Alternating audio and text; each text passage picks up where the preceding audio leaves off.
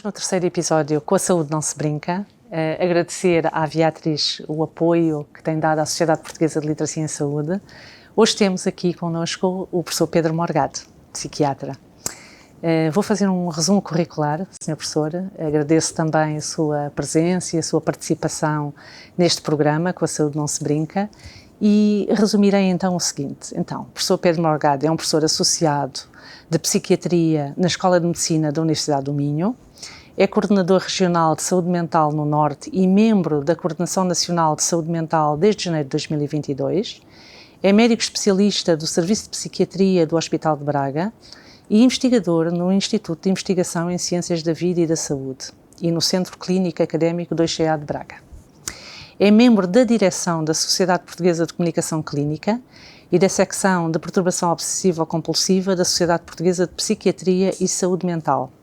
Foi ainda vice-presidente da Escola de Medicina no período de 2017 a 2022 e membro da direção do Colégio de Especialidade de Psiquiatria da Ordem dos Médicos no mandato de 2021-2023, até o ano passado. Também dizer que em 2021 venceu o FLAD Science Award Mental Health. Muito obrigada, professor, por estar aqui. Vamos então às boas ou às más notícias? Se calhar começamos pelas más notícias e antes disso eu queria agradecer o convite e a oportunidade para falarmos sobre saúde mental. Penso que é muito importante quando queremos discutir literacia, termos estas oportunidades para podermos esclarecer alguns conceitos, podermos refletir sobre os fenómenos que nos vão acontecendo e por isso queria muito agradecer à sociedade esta centralidade que também colocou nas questões de saúde mental. Muito agradeço, sim senhor. Então começamos com as más notícias. Então, a Organização Mundial da Saúde e a Sociedade Portuguesa de Psiquiatria e Saúde Mental, entre outras entidades ligadas à saúde, referem que há 165 milhões de pessoas na Europa que são afetadas por uma doença ou perturbação mental anualmente. Apenas uma em cada 4 pessoas com perturbações mentais recebe tratamento. E só 10 em cada 100 é que têm um tratamento considerado adequado. Em cada 100 doenças no mundo, 12 são do foro mental. E este valor sobe nos países desenvolvidos para 23%, 23 em 100. Também sabemos que os transtornos mentais são a principal causa de incapacidade, causando 1 em cada 6 anos vividos com incapacidade. É muito tempo. Sem dúvida. E as pessoas com condições graves de saúde mental também morrem mais cedo. Há dados que dizem que morrem 10 a 20 anos mais cedo, o que também nos preocupa e, de facto, são valores muitíssimo altos. Também sabemos que as perturbações por depressão são a terceira causa de carga global da doença e a primeira em países desenvolvidos. 5 das 10 principais causas de incapacidade e dependência psicossocial são doenças neuropsiquiátricas, nomeadamente depressão, problemas ligados ao álcool, esquizofrenia, bipolaridade e demência. E também sabemos que estas doenças e perturbações mentais, ao longo dos anos, tornam-se a principal causa de incapacidade e principais causas não só de mortalidade, como de morbilidade. Por outro lado, também sabemos que as desigualdades sociais e económicas também influenciam o estado da saúde mental. Quando nós sabemos que é preciso conhecimento, e o professor Fausto Pinto há dias disse-nos que se nós aplicássemos todo o conhecimento neste momento, 1 em cada 3 pessoas seriam salvas e evitariam os tais fatores preveníveis. Sabemos também que são precisas competências, mas também são precisas oportunidades para as pessoas poderem aplicar e poderem tratar da sua saúde e agir.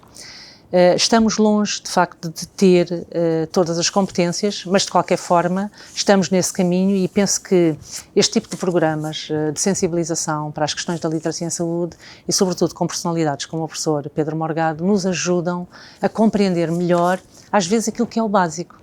E, por isso, começava pela primeira pergunta, que é: o que é isto da doença mental? Ora, é uma excelente pergunta, até porque, felizmente, nós vivemos num tempo onde se fala mais do que nunca de saúde e de doença mental e, portanto, vale a pena nós clarificarmos aqui os conceitos. Em primeiro lugar, dizer que saúde mental diz respeito a todos e diz respeito a aspectos que, na maior parte das vezes, estão fora dos hospitais, fora dos centros de saúde, fora dos consultórios, não têm necessariamente nada a ver com os profissionais de saúde mental. Portanto, a saúde mental é o nosso bem-estar, a nossa capacidade de nos realizarmos no nosso potencial, a nossa capacidade de respondermos àquilo que vai acontecendo, o que implica, às vezes, ficarmos tristes, às vezes, ficarmos ansiosos, às vezes, ficarmos revoltados com aquilo que acontece e outras vezes, muitas vezes, ficarmos também alegres com aquilo que nos vai acontecendo e termos a capacidade de colocar as coisas que nos vão acontecendo em perspectiva e, sobretudo, de aprender com elas. Portanto, saúde mental é o nosso potencial estar a ser utilizado para o nosso bem, para os nossos objetivos e também para contribuirmos para a sociedade. Claro. A doença é um fenómeno que acontece em que nós vamos ter uma alteração da forma como o nosso organismo reage àquilo que vai acontecendo, em que vamos ter um prejuízo da nossa capacidade ou uma falha na nossa capacidade de lermos aquilo que acontece, de reagirmos àquilo que acontece, de sentirmos da forma que seria mais adequada em relação àquilo que está a acontecer e em que nós vamos evidenciar sinais e sintomas dessa doença. Portanto, nós falamos de doença quando o nosso aparelho psíquico, quando aquilo que nós utilizamos para pensar, para sentir, para tomar decisões, está afetado, não está a funcionar da forma que seria correta. Aí é que nós temos doença. E é muito importante nós fazermos esta distinção, porque às vezes as pessoas não se sentem bem, às vezes as pessoas sentem-se tristes, às vezes as pessoas sentem-se ansiosas e pensam, se calhar estou doente. E é muito importante transmitirmos aqui a mensagem que a maior parte das vezes em que nós nos sentimos tristes, em que nós nos sentimos ansiosos, em que nós estamos revoltados com alguma coisa, ou até que temos alguma dificuldade em tomar uma decisão, nós de facto não estamos doentes. Podemos estar com menos saúde mental, podemos estar com pior qualidade de vida, mas a doença é outra coisa. A doença é o aparelho psíquico, em consequência de uma disfunção que acontece no nosso cérebro, que é um órgão como outro qualquer, é o nosso aparelho psíquico não estar a funcionar bem e isso manifestar-se em sintomas. Isso é interessantíssimo. Tocava aqui na questão, por exemplo, dos jovens, quando falou na questão da gestão das emoções, que é tão importante. Nós temos vindo a acompanhar este aumento do suicídio entre os jovens, da automutilação.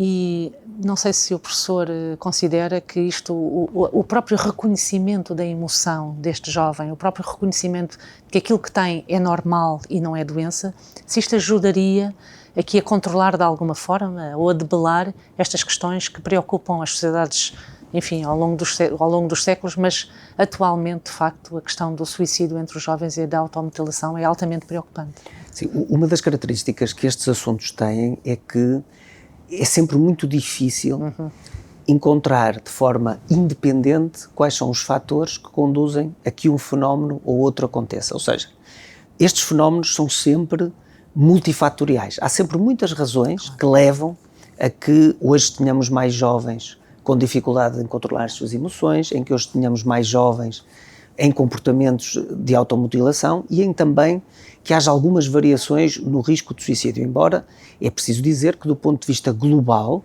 o risco de suicídio não tem aumentado na nossa população. Quando falamos em todas as idades, a tendência, e olhando sobretudo para grandes séries, porque nós não podemos olhar para estes números apenas olhando para 1 ano ou para 2 anos, por exemplo, na pandemia houve uma diminuição, mas teve a ver com fatores e circunstâncias muito específicas. Mas quando nós olhamos para grandes números, felizmente, na nossa sociedade, os números do suicídio tendem a estar estáveis ou até terem uma tendência decrescente. Mas nos jovens, nós hoje temos muitos fatores que podem contribuir para que estas coisas aconteçam. Em primeiro lugar, há uma mudança daquilo que são os padrões relacionais. Nós passamos a ter um equilíbrio entre aquilo que são as relações físicas, presenciais, e aquilo que são as relações virtuais e à distância, que é muito diferente daquilo que acontecia há 20 ou 30 anos. Sem dúvida. E isso tem um impacto na forma como as pessoas também desenvolvem a sua capacidade de gerir emoções, de gerir relações e de gerir a frustração. Nós temos outras mudanças que também foram acontecendo.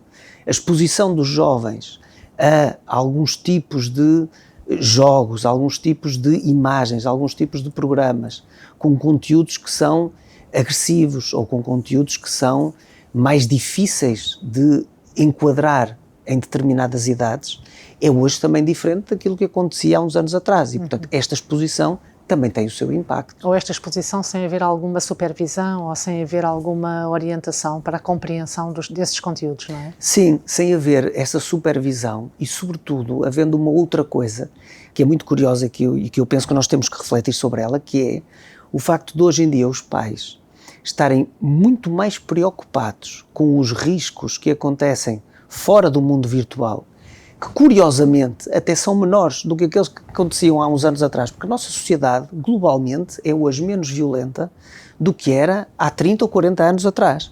Mas todos nós temos hoje mais receio que as crianças, os jovens, os adolescentes, por exemplo, brinquem na rua, vão a pé até à sua escola quando isso é possível, ou vão de transporte público, porque há uma percepção de perigo que é superior. E depois, há uma percepção de segurança em relação àquilo que se passa na internet ou nas redes sociais, mais baixa, que é mais baixa e que muitas vezes não é concordante com aquilo que são os riscos que existem nestes contextos. E, portanto, nós precisamos de encontrar aqui um equilíbrio. Ainda estamos todos a aprender a viver num mundo que tem hoje novos desafios, que tem hoje também novos perigos, naturalmente, e que ainda não conseguiu encontrar o ponto ótimo entre aquilo que é o espaço de privacidade, o espaço de desenvolvimento natural que acompanha o ciclo de vida nestas fases mais jovens, com aquilo que também é a monitorização, aquilo que é a mediação na utilização destas... Isto faz-me pensar que aqui também devíamos desenvolver as competências parentais, não é? As competências dos cuidadores para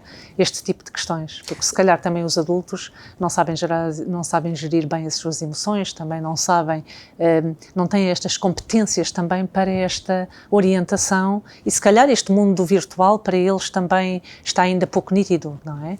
E claro, talvez seja por causa disso, a sociedade não é? mudou, não é? Claro. A sociedade mudou. Nós andamos 100 anos para trás, não é? Claro. A quantidade de tempo que os pais, neste caso eram sobretudo as mães, passavam com os seus filhos, era muito superior àquilo que acontece agora. Portanto, os pontos de contacto são muito menores daqueles que eram no passado. Não quer dizer que a sociedade esteja pior hoje e que não seja bom nós hoje termos muito mais igualdade entre homens e mulheres e termos mulheres que têm uma vida profissional e uma independência que é muito significativa. Isso é positivo, mas traz desafios. Claro. E nós, como sociedade, temos que olhar para esses desafios e temos que encontrar instituições que possam garantir que esse desenvolvimento também acontece de uma forma que é justa e que é equilibrada para todos, incluindo aqueles que não têm em casa a oportunidade de ter esse crescimento emocional e de desenvolver essa maturidade. E aí, a importância da escola, das escolas, a importância dos outros grupos que as crianças integram, que não é só na escola, os grupos de pares, a forma como estes grupos são mediados, a forma como nestes grupos se previnem os fenómenos de bullying. A forma como a formação é verdadeiramente integral. Garantirmos isso aos nossos jovens, às nossas crianças, aos nossos adolescentes, é, no fundo, garantirmos um futuro melhor para todos. Claro. Mas, professora, como é que nós garantimos isso na realidade? Estamos a dizer garantir quem? Temos que dar competências às pessoas para que elas possam fazer este tipo de trabalho, não é? Porque nós estamos a falar nas escolas, significa que não só os professores, mas também os auxiliares e também quem gira à volta da escola também tem que estar preparado para isto, não é? Sem dúvida. Toda a comunidade educativa tem que receber a formação e a capacitação que é necessária para garantir esta formação integral às nossas crianças e adolescentes. E é preciso identificar os problemas, estudar os problemas e, estudando e identificando os problemas, encontrar formas mais positivas de os gerir. Porque nós não vamos conseguir retirar os jovens dos telemóveis e das redes sociais. Isso é uma ilusão. Agora, nós podemos querer que os jovens tenham momentos onde não podem ter acesso aos telemóveis ou às redes sociais. E isso mesmo está a ser testado pelo Ministério da Educação e, quanto a mim, está a ser testado de uma forma que é muito positiva, que é, não estamos a falar aqui em limitar a liberdade, nem limitar o crescimento dos jovens no mundo que é digital. Os nossos jovens são hoje nativos digitais. Mas é fazer uma gestão, é criar momentos, criar oportunidades para se experimentar a outra forma de contacto, a outra forma de estabelecimento de relações. Sem dúvida. Qual é a alternativa ao virtual, não é? E outro tipo de atividades que existe também, mais esforço também por parte da escola, mais criatividade, mas isto também é um mecanismo conjunto, não é? Precisamente, e é deste equilíbrio que nós vamos construindo melhores soluções para o futuro. E quando estamos a falar na escola, também estamos a falar nas organizações, porque nós sabemos que As pessoas passam muitas horas nas organizações a trabalhar, seja em trabalho teletrabalho, seja em trabalho híbrido, seja em trabalho presencial, mas o que é certo é que um trabalhador passa 7, 8 horas dentro de uma organização. E nós sabemos que os dados do Laboratório de Ambientes de Trabalho Saudáveis, do qual a professora Tânia Gaspar é uma mentora e eu também faço parte, dentro das organizações a saúde mental está debilitada, ou seja, que significa que as pessoas também não se sentem confortáveis e têm também uma menor produtividade, têm uma menor resistência também à mudança e por isso... O que é que se há de fazer também dentro das organizações, professor? Porque também é preciso agir dentro das organizações. A escola é uma organização também, não é? Claro. Ainda bem que me faz essa pergunta, até porque este ano o tema do Dia Mundial da Saúde Mental é precisamente construir ambientes saudáveis no trabalho. E sempre que eu falo de trabalho e saúde mental, há uma coisa que eu gosto de dizer, para não perdermos a perspectiva, que é o trabalho é uma fonte de saúde mental, é uma fonte de realização profissional. As pessoas que não trabalham, seja porque estão desempregadas, seja porque já se reformaram, estão em maior risco para a sua saúde mental do que as pessoas que trabalham. E, portanto, é preciso pormos isto em perspectiva. Tem toda a desde razão, logo, até tem menor literacia em saúde, por causa da falta de conexão social e a falta de participação. Precisamente. O ser humano é um ser ocupacional. Precisamente, claro. precisamente. E, portanto, falamos de trabalho, é preciso fazermos esta nota, porque ela é importante para o que eu vou dizer a seguir. Porque, dito isto, é verdade que o trabalho, sobretudo a forma como o trabalho está organizado em alguns contextos, e em Portugal é muito evidente que nós trabalhamos demasiado tempo, trabalhamos em demasiados sítios e trabalhamos de uma forma que não é saudável na maioria das organizações e, portanto, a forma como se organiza o trabalho pode ter um impacto muito negativo na saúde mental, mesmo que o balanço social acabe por ser positivo, para cada indivíduo pode haver uma consequência muito negativa da forma como o trabalho está organizado. Então, o que é que nós precisamos? Precisamos, mais uma vez, aí regressando àquele nosso primeiro conceito de saúde mental, em que dizíamos, isto não se resolve no consultório, não é pegando nas pessoas que têm sinais e sintomas de que o trabalho não está a ser positivo para elas e está a ter um impacto negativo e metendo-as no consultório que nós vamos resolver. É olhando para as organizações, percebendo a forma como cada organização está a promover o seu trabalho, identificando os riscos psicossociais específicos que existem em cada organização, porque é diferente olhar para um hospital ou olhar para uma empresa de metalomecânica, ou olhar para um jornal, para a redação de um jornal. Os problemas e os desafios são diferentes. Mas depois, no fim de contas, as questões acabam por ser muito, muito comuns. Quais são os fatores que mais contribuem para piores indicadores de saúde mental relacionados com o trabalho? Questões relacionadas com a justiça organizacional, questões relacionadas com a compatibilização da vida laboral e a vida pessoal, que na verdade é uma só vida, mas às vezes é muito difícil fazer esta compatibilização. Questões relacionadas com o tempo que as pessoas demoram de casa para o trabalho e do trabalho para casa. A deslocação. As deslocações. Questões relacionadas com a justiça que as pessoas veem naquilo que é a sua remuneração e a percepção de equilíbrio e de valorização que têm. Portanto, tudo isto são fatores. E depois há questões muito específicas. Trabalhar por turnos é pior do que trabalhar sem ser por turnos. Fazer trabalho noturno tem um peso e uma carga na saúde mental que é muito significativa. Portanto, nós temos aqui vários fatores e é preciso que as empresas comecem a olhar para estes fatores e comecem a perceber que mudanças é que podem fazer para melhorar a saúde dos seus trabalhadores. E dentro dessas mudanças também tem que haver profissionais dentro da área da saúde mental, dentro da área organizacional, não é? Que possam também acompanhar e também intervir, não é? Precisamente, estas mudanças não podem ser feitas por uma lógica de gestão de a mim parece-me que isto é melhor. Sem dúvida, é preciso haver um diagnóstico da situação e um plano de intervenção que obviamente requer competências e conhecimentos profissionais que têm que ser feitos por pessoas com competências e conhecimentos que possam trazer mais-valia para as organizações. Porque depois o que nós vemos é que organizações que valorizam estes aspectos, além de terem trabalhadores mais satisfeitos e com melhores indicadores de saúde mental, também têm melhor desempenho. Por isso, se não for por mais nada, que seja por aquilo que é a força e o desempenho que estas empresas podem ter do ponto de vista económico. E falou nesta questão da organização do trabalho e nós passamos uma fase de grande teletrabalho, agora podemos ter situações híbridas, mas o que é facto é que nem é tudo bom, nem é tudo mau, ou seja, o teletrabalho não é sempre bom, mas também não é sempre mau, ou seja, tem que haver também aqui equilíbrio. Por exemplo, uma pessoa só que esteja em casa em teletrabalho, será bom para ela estar sempre só, não é?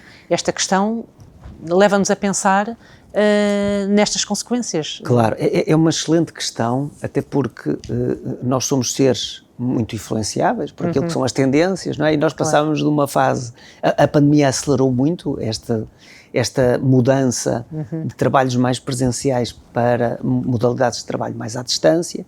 Temos hoje uma geração de pessoas, sobretudo mais jovens, que tiveram muitas experiências de trabalho à distância e que gostam daquilo que é a possibilidade de trabalhar à distância e que até às vezes colocam como quase critério para aceitarem um trabalho a possibilidade de ficarem só à distância.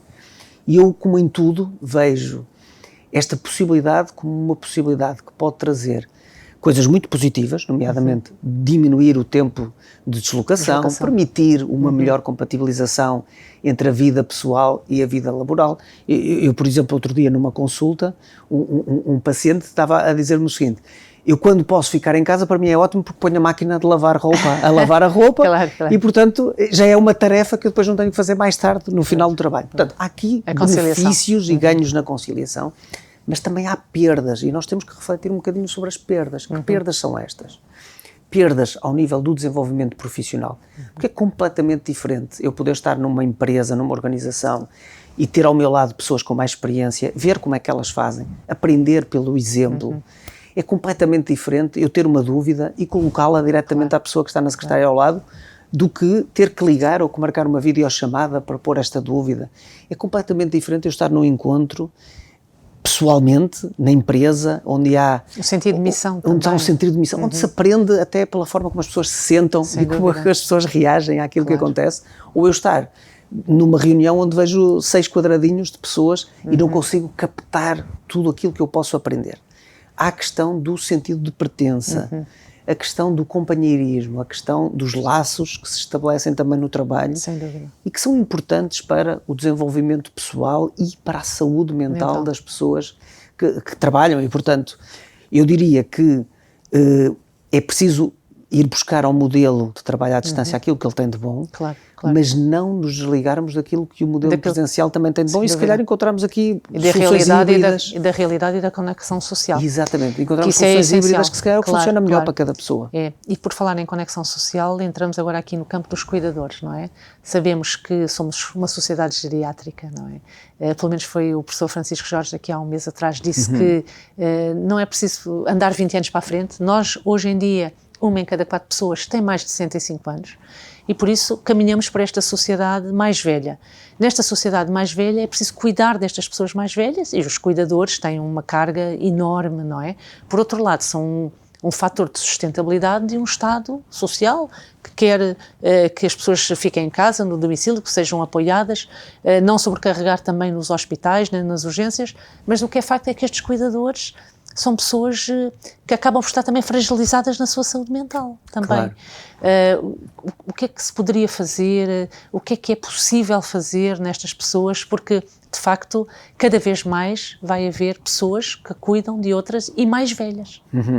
Nós temos que valorizar muito o papel dos cuidadores, porque no processo de envelhecimento o melhor para as pessoas, o melhor para a generalidade das pessoas é que elas possam envelhecer na sua comunidade, não serem desenraizadas, não serem institucionalizadas, é um fator que contribui para a sua saúde e, portanto, vale mais valorizar os cuidadores e até pagar aos cuidadores o serviço que eles prestam do que depois termos que pagar a instituições que cuidem de pessoas já muito dependentes e com níveis de morbilidade, ou seja, com níveis de incapacidade que é muito significativa e que nos custa muito mais a todos. Agora, é preciso mais uma vez pôr isto em perspectiva. Nós estamos a pagar, nesta fase da vida, nas pessoas que hoje são adultos com mais idade, adultos idosos, nós estamos a pagar a fatura de um país que há 50 anos atrás, quando foi o 25 de Abril, era um país muito atrasado na sua escolaridade, com muito baixa literacia, com muito baixa diferenciação e que, portanto, teve muitos fatores de risco para não envelhecer bem, para envelhecer de uma forma muito difícil e muito cheia de fatores que contribuem para uma grande incapacidade. E por isso nós temos muitas pessoas com muita idade, porque depois beneficiaram do facto dos tratamentos médicos terem evoluído imenso, da sociedade também se ter organizado de outra maneira, mas que de facto não tiveram a oportunidade de envelhecer bem. E portanto, nós hoje temos que valorizar o papel dos cuidadores e temos que reconhecer a carga que ser cuidador também traz para a saúde física e para a saúde mental de cada uma destas pessoas e dar-lhes o acompanhamento que é necessário, mas temos também que olhar para os adultos de hoje e, pela via da literacia, pela via da mudança comportamental, pela via dos bons hábitos, prevenir que a próxima geração de pessoas idosas possa estar tão debilitada e tão dependente como a que nós temos hoje. Porque nós até vivemos mais, tanto como os finlandeses, por exemplo. A questão é que os finlandeses, a partir dos 65 anos, vivem 15 anos com saúde e nós vivemos cerca de 6 anos e meio. Exatamente. E isso é altamente impactante. Isto tem a ver também com aquilo que são os tais vasos comunicantes de todas as doenças, que é a alimentação, a atividade física, e por isso a alimentação impacta na saúde mental também? Tem um impacto brutal, um impacto muito relevante na nossa saúde mental e é também um dos fatores que provavelmente contribui para que nós não tenhamos assim tão bons indicadores de saúde mental no contexto europeu. Porque há uma ideia que é correta, a dieta mediterrânica é uma boa dieta. É verdade, as dietas variadas e equilibradas são umas boas dietas, mas a maioria das pessoas será que tem acesso a esta dieta mediterrânica ou é uma fantasia de que nós temos que todas as pessoas em Portugal comem muito peixe, comem muitos legumes, usam azeite em vez de outros tipos de gordura e fogem muito à gordura animal, fazem baixo consumo de produtos açucarados? Se calhar isto não corresponde à realidade das nossas pessoas. E aquilo que nós sabemos é que uma má dieta tem um impacto na saúde física e na saúde mental que é muito significativo. E que controlar a dieta pode ter um efeito na prevenção do desenvolvimento de situações associadas ao stress e também das suas consequências, que é comparável a outro tipo de intervenções, por exemplo, algumas intervenções preventivas do ponto de vista psicológico. Há um ensaio clínico muito interessante que foi feito em Barcelona, em que foram selecionadas grávidas que tinham risco de ter filhos com baixo peso à nascença e foram feitos 3 tipos de intervenção. Num grupo não foi feito nada, foi só avaliado o que é que acontecia, e nos outros 2 grupos, num dos casos, as grávidas foram incluídas num programa de ensino acerca da gestão do stress e da gestão da sua ansiedade, e no outro grupo apenas lhe foi fornecida uma dieta mediterrânica, rica em frutos secos, rica em legumes, rica em peixe, rica em azeite.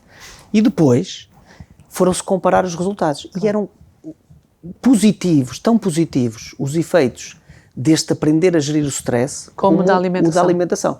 E, portanto, no fundo, se nós conseguirmos construir uma sociedade com mais resiliência para lidar com o stress e com uma boa alimentação, que não implica só ter condições para adquirir bem os alimentos, mas também ter conhecimento e ter motivação para adquirir os alimentos certos. Não basta a autoeficácia, mas também significa dar importância também àquilo que se consome e saber também consumir. De repente nós conseguimos um 3 em 1 e começamos a melhorar muito em indicadores em que estamos sistematicamente mal. E se calhar se esse estudo tivesse acrescentado mais um grupo da atividade física, se calhar também teria os mesmos resultados, porque a atividade física também tem imenso impacto na saúde mental. Tem um impacto brutal e aí nós ficamos muito mal na fotografia. Portugal é, no contexto europeu, no contexto da OCDE, mais do que a União Europeia, é o país onde as pessoas menos fazem atividade física. E atividade física não significa ir jogar futebol ou ir para o ginásio.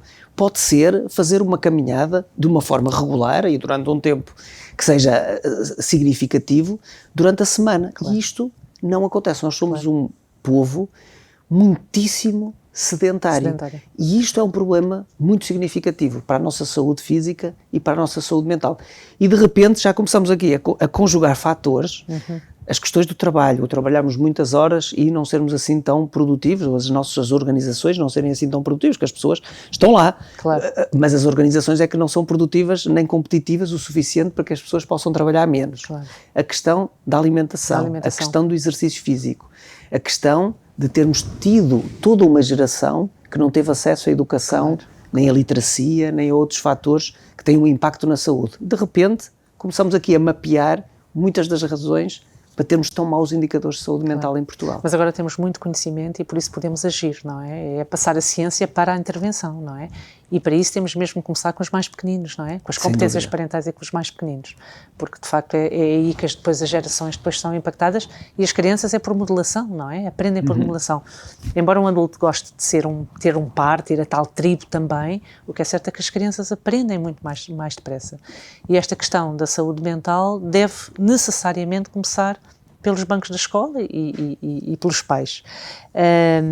E por isso, há aqui termos que, em termos de literacia em saúde, é muito interessante, porque as pessoas falam muito de ansiedade, de stress, depressão, mas mistura-se tudo um bocadinho, não é? A professora podia-nos dar assim uns tópicos do que é a ansiedade, o que é a depressão, o que é o stress, que diferenças é que têm, para ficarmos aqui todos muito mais esclarecidos. Muito bem, vou tentar. Então começamos pelo stress. Muito bem. Porque o stress é uma resposta normal e fisiológica a uma ameaça. Portanto, quando nós percepcionamos que algo vai pôr em causa a nossa integridade física ou a nossa integridade psíquica, do nosso ego, eu vou ser posto em causa, o nosso organismo reage. E reage de uma forma fisiológica, através da libertação, vou dizer agora um palavrão, depois vou explicar, das catecolaminas, na prática, adrenalina, que a maioria das pessoas reconhece, e esta ação do stress, o que é que provoca no nosso corpo? Acelera o batimento cardíaco, redireciona o nosso sangue para reagirmos a essa ameaça, que pode ser irmos à luta ou fugirmos, ou protegermos-nos, e o nosso corpo muda naquele momento em resposta a isto. Os nossos pensamentos aceleram, ficamos ali rápido a decidir o que fazer. Exatamente. É uma resposta muito básica. Essa ideia do cérebro reptiliano é verdade, porque as respostas ao stress estão muito mediadas por regiões primitivas do nosso cérebro, que são partilhadas com os animais mais primitivos naquilo que foi a evolução da nossa espécie. Lutar ou fugir. Exatamente, é lutar ou fugir. Depois, essa resposta ao stress tem um segundo componente, que também é importante nós falarmos, que é um componente que vai encerrar a primeira resposta. Portanto, vai fazer uma série de alterações no nosso corpo que terminam aquilo que aconteceu, assim, de muito significativo e súbito, e que uma parte dessa resposta, desse terminar a resposta, inclui gravarmos uma memória daquilo que aconteceu para podermos aprender e para no futuro podermos ou evitar estas situações que nos colocam em perigo ou reagir a elas de uma forma mais adaptativa. Porque esta segunda parte também é muito importante. Em algumas doenças, nós o que vamos ter é ou um excesso de memória de algumas coisas que nos aconteceram e que não eram assim tão importantes e de repente começamos a reagir quando não é suposto reagir. E portanto, é importante nós falarmos destes dois componentes da resposta ao stress. A ansiedade é outra coisa. A ansiedade é uma resposta também do nosso organismo, que inclui componentes mais psíquicos, mais emocionais, mas também componentes físicos, e é uma resposta que se estrutura não necessariamente a um perigo que existe. Pode ser a um perigo imaginado, percepcionado e até exagerado. E, em regra, a ansiedade não cessa, ao contrário do stress, quando o perigo desaparece. Portanto, na resposta ao stress, nós estamos postos à prova, entretanto deixamos de estar postos à prova, apaga-se a resposta. Na ansiedade, há uma permanência desta resposta do nosso organismo, independentemente do estímulo ameaçador estar lá ou não. E eu até posso estar bem no meu trabalho, mas de repente começo a pensar, e se eu perco o trabalho? E se eu não vou ser capaz de fazer isto? E se alguém me está a julgar em relação àquilo que eu estou a dizer? E se eu estou no meio de uma situação, no estádio, por exemplo, eu vou muitas vezes ao estádio e sinto-me lá bem, mas de repente eu estou no estádio e se alguma coisa acontece eu não consigo fugir. Portanto, Na ansiedade... Quase como pensamentos repetidos. Não? Há pensamentos repetitivos e há uma antecipação permanente de que eu estou em perigo, de que alguma coisa pode correr mal, sempre muito e pode não prospectivo, claro. E voltado para o futuro. E por isso é que a ansiedade se pode estruturar numa doença, que é quando estes sintomas já estão presentes ao longo de muito tempo e não são minimamente proporcionados àquilo que os iniciou. A depressão é uma situação completamente distinta, porque a depressão é algo que afeta o humor. O que é o humor? É o nosso estado de ânimo. Como é que eu me sinto no dia-a-dia? Aquilo que contamina a nossa vivência. Em regra, nós dizemos um palavrão, dizemos assim, o nosso humor é eutímico. O que é que significa? Está de acordo com aquilo que me vai acontecendo. Portanto, voltando ao futebol, se o Braga marca golo, eu fico contente. Se sofre golo, eu fico triste. Isto é humor eutímico. Se me acontece uma coisa positiva, eu reajo com alegria. Se há algo negativo, eu fico triste. Na depressão, toda a minha vivência está contaminada pela tristeza. E isto limita a minha capacidade de sentir alegria, isto limita a minha capacidade de sentir prazer com coisas que antes me davam prazer, por exemplo, estarmos com o nosso companheiro ou companheira, estarmos com os nossos amigos, estarmos com os nossos filhos ou com os nossos pais. Isto deixou de me preencher. Eu sou incapaz de sentir a gratificação que isto me dá. E na depressão podem aparecer outros sintomas. Tal como na ansiedade, já agora, o sono pode ficar alterado, o apetite pode ficar alterado, mas na depressão especificamente, eu posso começar a ter pensamentos de desesperança, ou seja, de que eu já não vou sair disto. Há uma metáfora que eu gosto muito, que é a ideia de que a depressão é como um nevoeiro, porque o nevoeiro é uma gaiola sem chave. Quando nós estamos no meio do nevoeiro, nós queremos sair dali, mas não podemos, porque não depende de nós sair do nevoeiro desaparecer.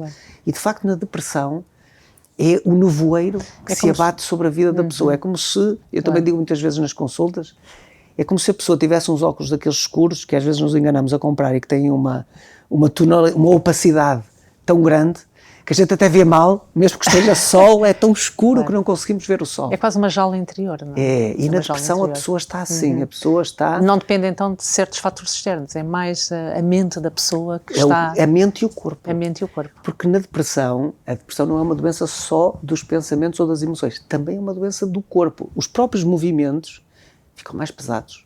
A astenia, a fadiga, a pessoa tem mais capacidade em ter a energia normal do dia-a-dia, o ela. E como é que a pessoa consegue prever esses sintomas ou controlar esses sintomas ou sair depois desses sintomas? Ou seja, o antes, o durante e o depois? Portanto, em primeiro lugar, todos nós devemos monitorizar aquilo que nos vai acontecendo e, portanto, para sairmos de uma situação, a primeira coisa que temos que fazer é que identificar. Claro. E, portanto, as pessoas que estão permanentemente preocupadas, que não conseguem libertar-se de pensamentos de preocupação, no caso da ansiedade, ou que não conseguem iniciar o sono porque estão muito ansiosas e com muitos pensamentos, devem ponderar a possibilidade de estarem perante uma doença ansiosa e devem falar com alguém sobre isto. Podem começar por falar com um amigo ou com uma pessoa de confiança, ou então falar com um profissional de saúde. No caso da depressão, as pessoas que sentem que a tristeza contamina a sua vida, que já não conseguem sentir alegria com coisas que antes as faziam sentir-se bem. Elas podem evidenciar têm o sono isto, alterado, não é? Evidenciam isto. Às vezes a pessoa não se apercebe ou não reconhece que isto é algo patológico. A pessoa pensa, olha, mudei e agora já não consigo ser feliz como era antes. Mas isto é raro acontecer, as pessoas não mudam assim tanto ao longo do ciclo de vida.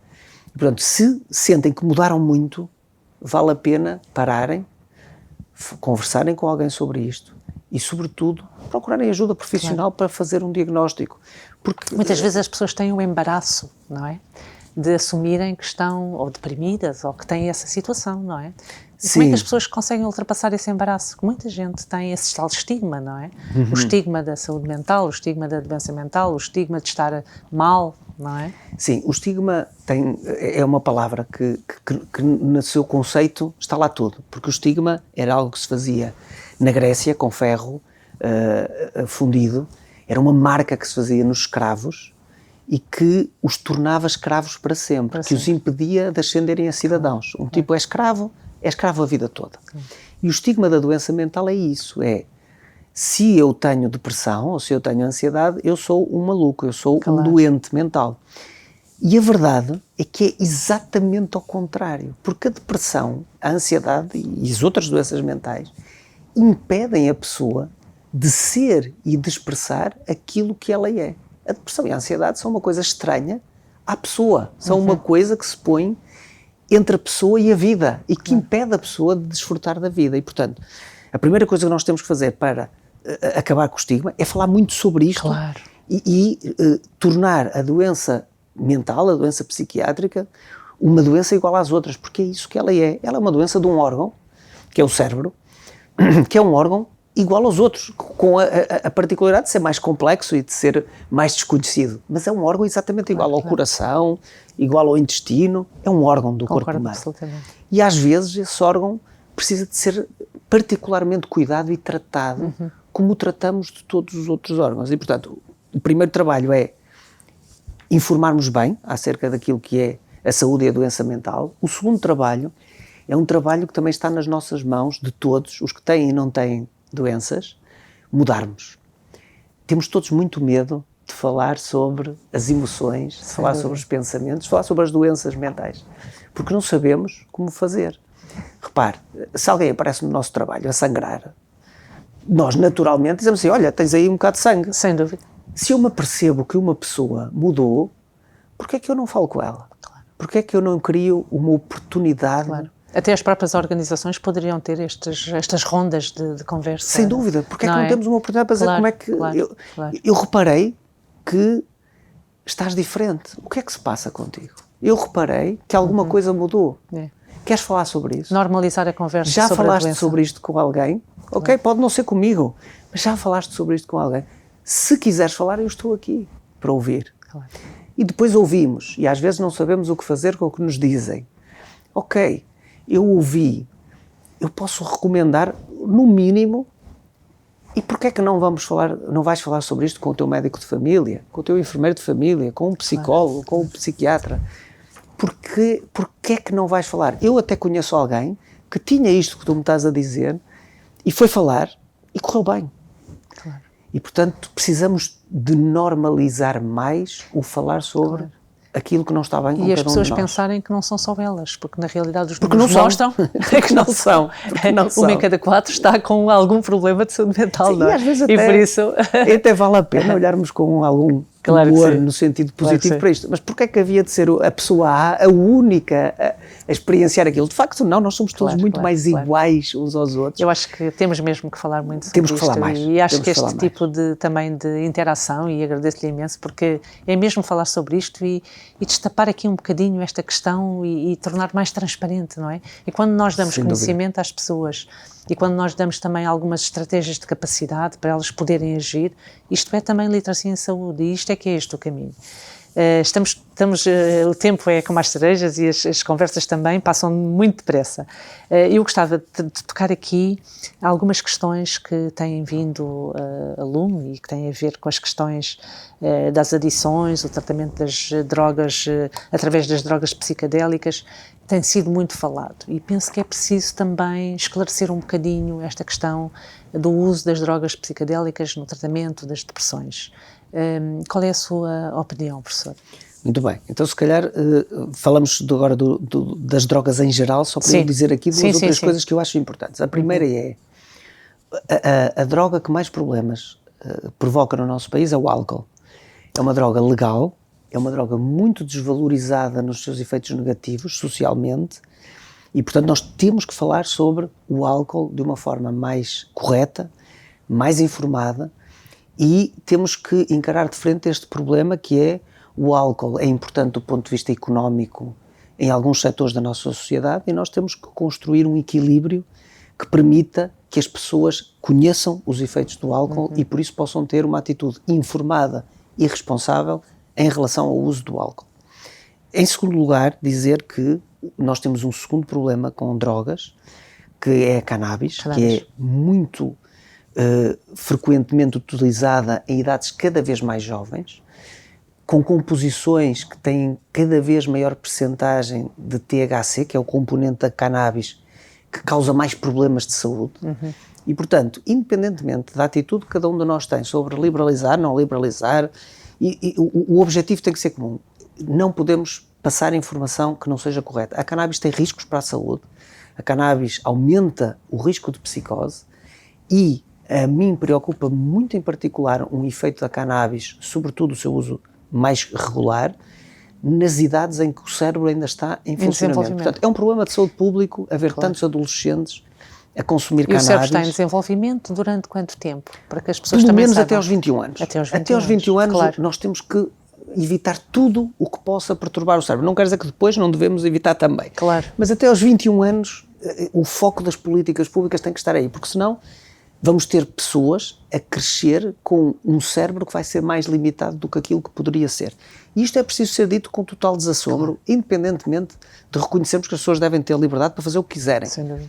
Mas não podemos permitir que se passe a ideia de que a cannabis ou o álcool são drogas que não têm efeitos negativos no corpo. Têm efeitos negativos e, portanto, temos que falar mais abertamente sobre isso. Mas os adolescentes tornam isto de uma forma geral, muito leve, não é? Muito sem consequências. Não é? Isso talvez por falta também de conhecimento, talvez por falta de percepção de quais são os efeitos no cérebro deles, talvez. Precisamente, é por falta de conhecimento e também porque esta ideia que é muitas vezes difundida de que não faz mal, ou de que é uma coisa divertida e as consequências negativas estão tão distantes da realidade que nem sequer são postas na balança, que nós precisamos também de combater com mais informação, com mais formação, no sítio onde a formação é garantida a todos, que é a escola. Nós precisamos que a escola fale mais sobre a droga e que fale bem sobre a droga com os nossos estudantes.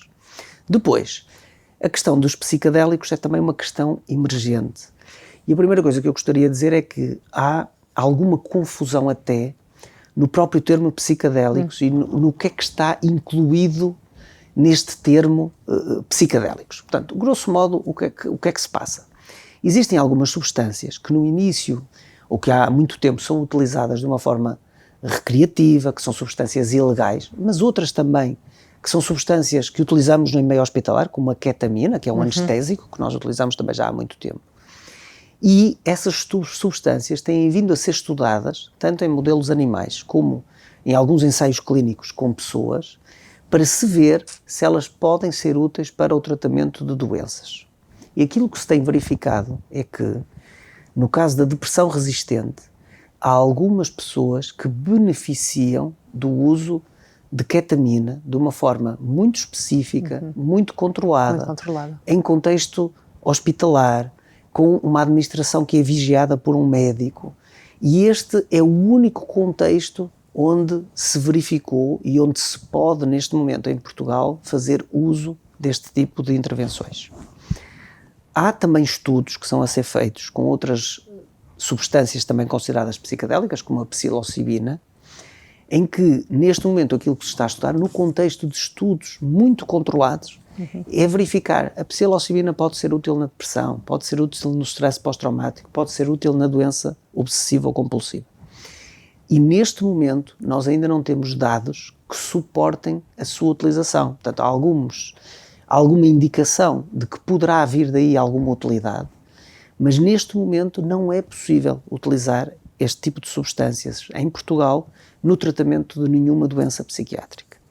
E, portanto, tudo aquilo que sejam ofertas de tratamentos que incluam a psilocibina, que incluam o DMT, que é outra substância muito utilizada, a ayahuasca, tudo o que sejam este tipo de ofertas, são ofertas destas drogas, são ofertas que estão à margem da evidência científica. E podem provocar riscos. São ofertas que estão à margem da regulamentação clínica e são ofertas que estão à margem da lei. É preciso dizer isto com muita clareza. Porquê é que estão à margem da lei? Porquê é que estão à margem da regulamentação clínica? Porque não temos evidência de segurança e de eficácia para as podermos utilizar. E, portanto, nós não podemos fazer um debate público à volta deste assunto que seja diferente do debate público que fez aqui o professor Fausto há 15 dias sobre os tratamentos cardiovasculares, ou que nós fazemos sobre os antidepressivos, ou que nós fazemos sobre os antipsicóticos. para que as pessoas que estão mais fora deste meio entendam, sempre que nós identificamos uma substância que pode ter efeitos terapêuticos, pode ser benéfica, nós temos que a estudar do ponto de vista da eficácia e do ponto de vista da segurança, em ensaios clínicos, altamente controlados em Portugal, com autorização do Infarmed. E só depois desses ensaios clínicos é que nós podemos dizer, ok, a psilocibina vai ser útil para tratar, depois dela ser aprovada para essa finalidade. Nós ainda estamos longe disso. Portanto, neste momento... Aquilo que é chamado de drogas psicodélicas é preciso ter muita atenção. Ter muita atenção. Que é um risco. Eu tive conhecimento de situações de pessoas que tinham quadros depressivos graves, que estavam em tratamento com antidepressivos, com antipsicóticos, com aquilo que são as medicações que nós temos aprovadas e seguras para estas doenças e que suspenderam estes tratamentos para irem experimentar de uma forma completamente ilegal substâncias psicodélicas como a psilocibina, e a consequência na sua saúde foi muito negativa. Portanto, estas confusões não ajudam ninguém. Agora, outro assunto é nós reconhecermos que a ketamina, apesar de não ter sido desenvolvida para o tratamento da depressão, tem alguma evidência de que pode ser útil no tratamento e na gestão de algumas depressões. E isso já acontece no contexto do Serviço Nacional de Saúde, acontece em alguns contextos de prática de medicina privada. E de uma forma muito controlada também. De uma forma muito controlada e em casos muito específicos.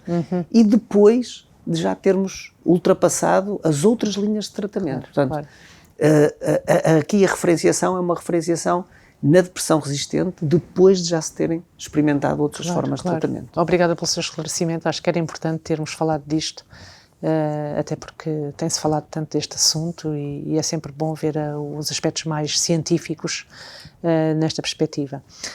Indo agora aqui para uma área diferente, vou-lhe falar da questão do One Health e os animais, não é? Há muitas teorias que dizem que os animais de companhia são um bom elemento para ajudar na qualidade de vida, no bem-estar, inclusivamente dentro das organizações hospitalares, dentro dos centros de dia, dentro dos lares. São importantes os animais de companhia para a qualidade de vida, para a saúde mental.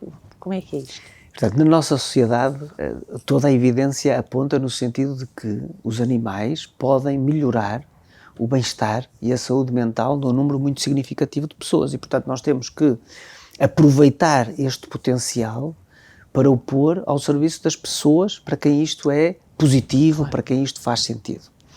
É importante distinguirmos aqui uma ação terapêutica, um tratamento, e as terapias animais ou com animais têm sido estudadas em algumas situações específicas e com resultados positivos, por exemplo, em perturbações do espectro do autismo, onde têm resultados que são muito positivos e muito valiosos, mas depois têm um potencial muito grande, que não é necessariamente de tratamento, mas que é de melhoria do bem-estar e da saúde em pessoas com muitas outras condições, por exemplo, em perturbações ansiosas, em perturbações depressivas.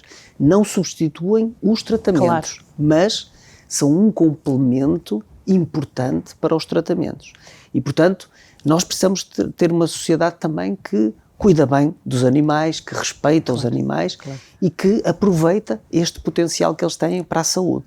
E já agora que falamos deste conceito do One Health, pensarmos também no conceito de uma forma muito mais abrangente, porque isto depois também liga muito com as questões da alimentação, por exemplo, que estávamos a falar há pouco, que é, nós hoje sabemos que a conexão entre o nosso intestino e o nosso microbioma e a saúde mental também é muito mais significativa do que nós pensávamos há 10 anos atrás. Portanto, o número de artigos científicos e de estudos que têm vindo a fazer esta conexão é muito, muito, muito significativo. E, portanto, se nós tivermos o contexto ambiental mais positivo à nossa volta, nós vamos ter também muito melhor saúde em todas as dimensões, incluindo a saúde mental. Portanto, temos mesmo que olhar para tudo isto para podermos promover a saúde. E há esta questão da conexão também social entre as pessoas, pôr as pessoas em contacto umas com as outras, fazê-las sair de casa. Nós sabemos que em Portugal há cerca de 600 mil idosos que vivem sós, a Pordata tem estes dados. Destes 600 mil, 425 mil ou 424 mil dizem que estão sós ou muito sós. Estar só ou muito só significa que pelo menos são 8 horas que não fala com ninguém. E por isso sabemos que o estar só a solidão pode matar, dizem, não é? A solidão pode provocar alguma demência também, ou seja, lá estamos nós a tocar nas questões da saúde mental. E por isso a conexão social parece-me ser a mim muitíssimo importante. Faço a ponto aqui com as questões da prescrição social e gostava que também refletíssemos um bocadinho sobre isto, que a prescrição social no sentido de o médico ou o profissional de saúde prescrever não só a solução farmacológica, como a não farmacológica, como por exemplo passear com os amigos, ir para o parque, fazer atividade física, ir ao teatro. Qual é a sua posição? Eu já falámos sobre isto, mas eu gostava muito que também expusesse esta questão da prescrição social, se cabe apenas ao médico. Pois, são dois assuntos muito interessantes. O primeiro, dizer que nós temos um problema relacionado com a solidão. É muito curioso, porque também falamos muito hoje sobre o papel das comunidades migrantes. Sim. E eu posso estar muito enganado, mas tenho claramente a percepção de que uma das coisas boas que as comunidades migrantes estão a trazer para Portugal é uma maior vivência do espaço público. E começarmos a fazer mais coisas em comunidade, nos nossos jardins, nos nossos parques, pelo menos em Braga, na cidade onde eu vivo, há uma mudança muito significativa nos últimos anos, com esta multiculturalidade e com esta maior diversidade do tecido social, temos muito mais uso dos espaços públicos, e isso é muito positivo, e queria deixar aqui esta nota que é muito positiva da imigração que tem acontecido aqui em Portugal. Mas nós temos um problema, temos muitos idosos que estão demasiado isolados, e a manutenção dos contactos sociais é algo que é fundamental para a saúde física e para a saúde mental. É algo que acrescenta anos de vida, mas acrescenta sobretudo anos de vida com saúde. Entre os fatores preveníveis da demência, nós temos a questão do isolamento social.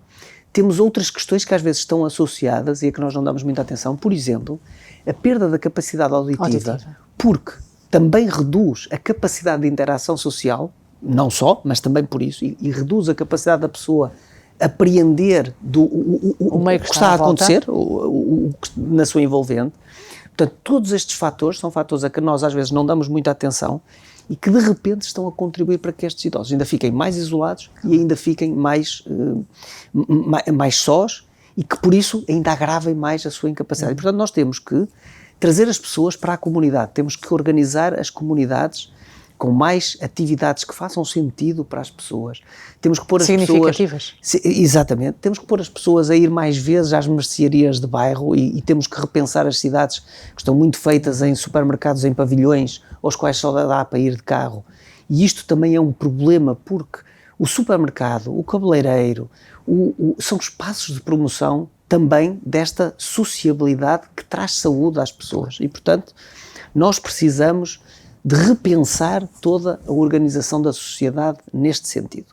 E precisamos de reconhecer o papel que aquilo que se chama prescrição social tem para a saúde das pessoas, porque de facto muito daquilo que promove saúde não está necessariamente nas medicações. As medicações servem para tratar doenças, não necessariamente para promover saúde, quando muito para prevenir algumas doenças, de aparecerem ou de se desenvolverem. Mas para promover saúde nós temos que fazer aquilo que se chama a prescrição social, temos que pôr as pessoas a fazer mais atividade física, a ir ao teatro, a ler mais. Agora, e este comentário eu gostava de fazer, a ideia de que tem que ser um médico a prescrever é uma ideia de medicalizar tudo, de repente as pessoas só fazem porque o médico diz. Isto é uma visão muito paternalista, na minha perspectiva, é uma visão que é o contrário daquilo que eu penso que a sociedade deve almejar ser. E o que a sociedade deve almejar ser, na minha visão, é uma sociedade de pessoas livres, de pessoas informadas, de pessoas participativas e que, por sua iniciativa, conseguem construir aquilo que é importante para a sua saúde.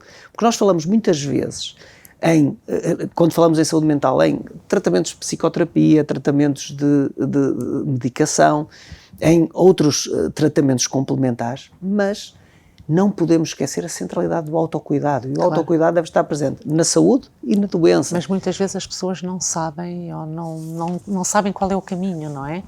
O Thaler e o Sunstein falam das questões do paternalismo libertário. Dar várias hipóteses. Não é censurar, é dizer, olha, pode fazer isto, escolha.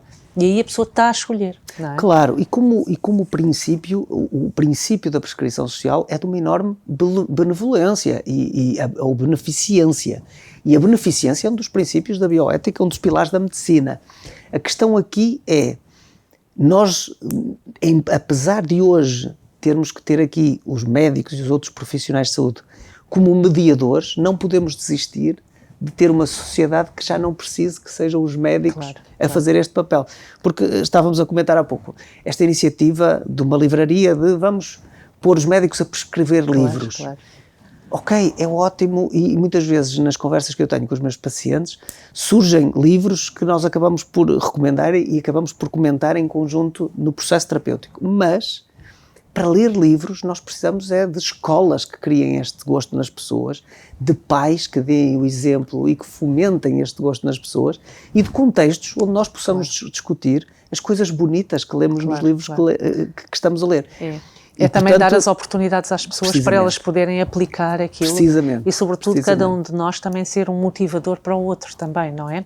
Uma tal responsabilidade social que cada um de nós tem também. Sem dúvida. Para ativar o outro, porque eu acho que também há pessoas que podem não querer participar e é preciso respeitar isto, mas muitas vezes as pessoas não participam porque também, olha, não sei o que é de fazer. Porque há uma inércia. Porque há uma inércia natural, não é? Sim. E às vezes precisam de ser ativadas, e porque não é? A sociedade, de repente, a portuguesa em particular, também está muito feita para esta inércia, não é? De repente é tudo muito difícil. Então todos nós devemos prescrever. Sim, social, e nós temos sociais. Muitos problemas que depois, repara, muitas atividades acontecem em espaços que também não são confortáveis, que são frios, que não são apelativos do ponto de vista da pessoa estar ali a fazer as atividades. Portanto, tudo isto está ligado, não é? E de repente nós precisamos mesmo de mudar e grande parte da mudança está na sociedade como um todo e não apenas nas questões específicas da saúde. Que interessante. Vamos à última questão, que é, aliás, duas questões. Uma das questões é que futuro para a saúde mental em Portugal, o que é que acha que deve ser feito num minuto ou dois, só para termos essa visão.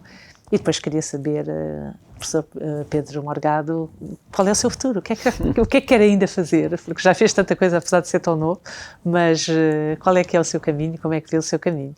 Ora bem, a primeira pergunta resume-se da seguinte forma: nós estamos neste momento a viver uma reforma da saúde mental, portanto ela terá mais 3 anos pela frente, já decorreram 3, e nos últimos 3 anos foi feito o maior investimento e a maior transformação de sempre na área da saúde mental. E o que é que está a mudar?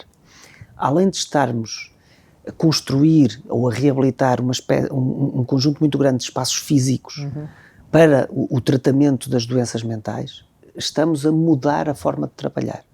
E estamos a mudar em que sentido? Em trabalhar a saúde mental mais próximo das pessoas, mais próximo das comunidades onde as pessoas estão, para não termos que desenraizar as pessoas e retirá-las do seu contexto naquilo que é o processo terapêutico, e também olhar para os assuntos de uma forma mais multidisciplinar, que não é centrada no profissional, portanto, quase que o doente tem que ir atrás do psicólogo, atrás do psiquiatra, mas é centrada no paciente, e o paciente tem uma equipa multidisciplinar que se encarrega daquele caso e que depois, em cada momento, vai selecionando qual é o profissional que faz sentido intervir mediante a fase da doença. Olhar para a pessoa de diferentes perspectivas. Precisamente. Portanto, esta é uma mudança que é muito importante, muito significativa e que nos permitirá tratar melhor as pessoas com doenças mentais graves, mas também, e este é o terceiro eixo da reforma, cuidar melhor das pessoas com aquilo que nós chamamos a patologia mental mais comum, ansiedade e depressão, nomeadamente nas suas formas ligeira a moderada, que são pessoas que devem ser tratadas no contexto dos cuidados de saúde primários, em articulação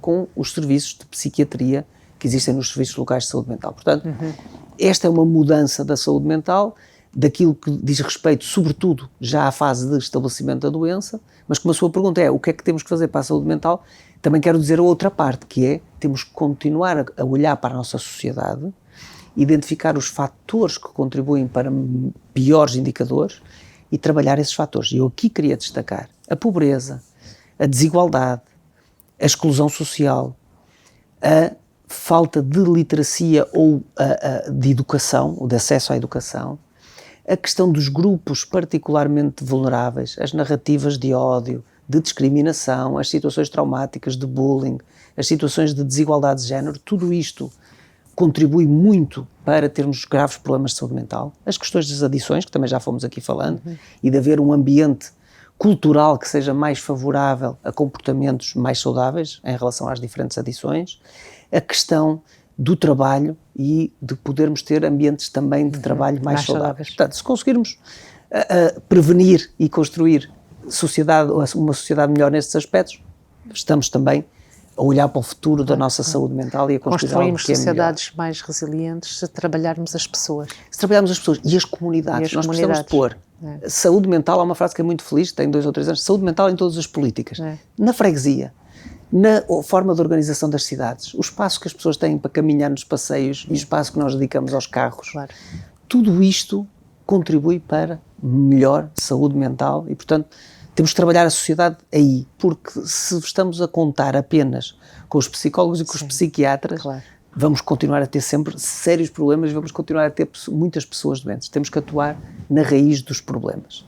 Onde é que eu me vejo nisto? Eu tenho a sorte, a felicidade de, em primeiro lugar, fazer uma coisa que gosto muito, a dobrar, porque eu gosto da clínica, gosto de estar com os pacientes, de os acompanhar, de construir com eles uma jornada terapêutica e gosto do ensino e da investigação. E, portanto, eu estou entre a universidade e o hospital e, portanto, estou muito feliz nessa partilha entre 2 trabalhos, que tem também a vantagem de ser mais difícil a gente cansar-se muito da rotina, porque a rotina é todos os dias diferente. E aquilo que eu desejo é poder contribuir todos os dias, desta forma, para poder melhorar aquilo que é o conhecimento acerca das doenças mentais e do funcionamento do cérebro e de novas formas de conhecermos o funcionamento do cérebro e de contribuir para novas formas de tratamento.